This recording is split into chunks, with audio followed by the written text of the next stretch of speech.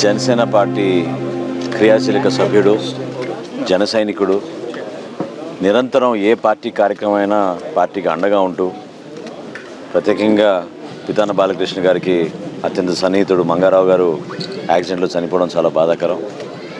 భారతదేశంలో ఏ రాజకీయ పార్టీ కూడా క్రియాశీలక సభ్యులకు చేయలేని కార్యక్రమం మా పార్టీ అధ్యక్షులు పవన్ కళ్యాణ్ గారు చాలా చక్కటి బీమా పథకం తీసుకొచ్చి ఈ కుటుంబానికి ఆర్థిక సాయంగా 5 లక్షల రూపాయలు, ఒక భరోసా కూడా, పార్టీ ఎప్పుడు కూడా మా జన సైనికులకి ఒక అండగా నిలబడుతుందని, ఆ కుటుంబానికి ఎప్పుడు కూడా మేము వారిని మా కుటుంబ సభ్యులుగానే భావించుకుని భవిష్యత్తులో కూడా వారికి వారి బిడ్డలకి మంచి భవిష్యత్తు ఉండాలి, మేమందరం కూడా వాళ్ళకి ఆ అండ ఇవ్వడానికి, ఆ భరోసా ఇవ్వడానికి స్వయంగా పవన్ కళ్యాణ్ గారు మమ్మల్ని అందరినీ కూడా ఇక్కడ పంపించారు. సో ఆ కుటుంబ సభ్యుని ఈరోజు పరామర్శించి 5 లక్షల రూపాయలు పవన్ కళ్యాణ్ గారు పంపించిన చెక్ వాళ్ళకి అందించడమే కాకుండా, క్రియాశీలక సభ్యత్వం అనేది ప్రతి ఒక్క కుటుంబంలో జనసేన పార్టీ ఈ విధంగా ఆదర్శవంతంగా ఉంటుంది. ఏ సందర్భంలోనైనా సరే తన మన అనే భావన లేకుండా ప్రతి ఒక్కరిని ఆదుకుని, వాళ్ళకున్న ఆర్థిక ఇబ్బందులతో పాటు సమాజంలో పార్టీ కూడా వాళ్ళకి అండగా ఉండి ఎటువంటి కార్యక్రమాల్లో అయినా సరే మేము మీ వెంట ఉంటామనే భరోసా నింపడానికి కోసం ఈరోజు ఇంత దూరం ప్రయాణం చేసి వచ్చాం. ఉమ్మడివరం నియోజకవర్గంలో పితాన్ బాలకృష్ణ గారు, అదేవిధంగా పిఎస్సి సభ్యులు నానాజీ గారు, డిఎంఆర్ శేఖర్ గారు, ఇక్కడ ఉన్న నాయకులందరూ కూడా, మండల స్థాయి నాయకులు, ఇక్కడ పనిచేసిన వాలంటీర్లు, సభ్యత్వ నమోదు కోసం పనిచేసిన వాలంటీర్లు, చాలా అద్భుతంగా రాష్ట్ర వ్యాప్తంగా 3,60,000 మందికి క్రియాశీలక సభ్యత్వం ఈరోజు జనసేన పార్టీలో ఉంది. అంత గొప్ప కార్యక్రమం చేసినప్పుడు మా పార్టీలో ఉన్న నాయకులు, జన సైనికులు, వీర మహిళలు కూడా ఈ కార్యక్రమం ఇంకా సక్సెస్ అవ్వాలని వాళ్ళ వంతు వాళ్ళు కృషి చేశారు.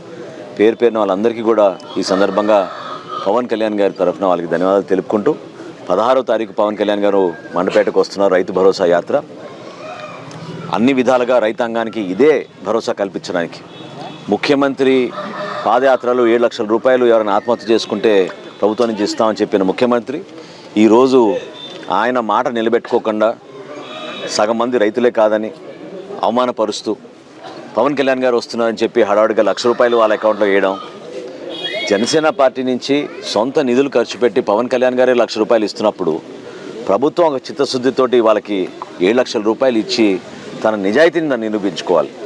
అంతేగాని వాళ్ళు పడుతున్న బాధ, కుటుంబ పెద్ద ఆత్మహత్య చేసుకోవాలనే బాధలు వాళ్ళు ఉన్నప్పుడు స్వయంగా ముఖ్యమంత్రి, అధికార యంత్రాంగం ఈ విధంగా మాట్లాడడం చాలా బాధాకరం. ఖచ్చితంగా రాష్ట్రంలో 3,000 ఆత్మహత్యలు జరిగినాయి జగన్మోహన్ రెడ్డి గారు ముఖ్యమంత్రి అయిన తర్వాత రైతాంగంలో, కౌలు రైతుల్లో. వాళ్ళందరినీ ఆదుకునే విధంగా చక్కటి ప్రయత్నం జనసేన పార్టీ చేస్తోంది. సో సమాజంలో కూడా రైతు లేకపోతే మనం ఎవరం కూడా బతకలేం.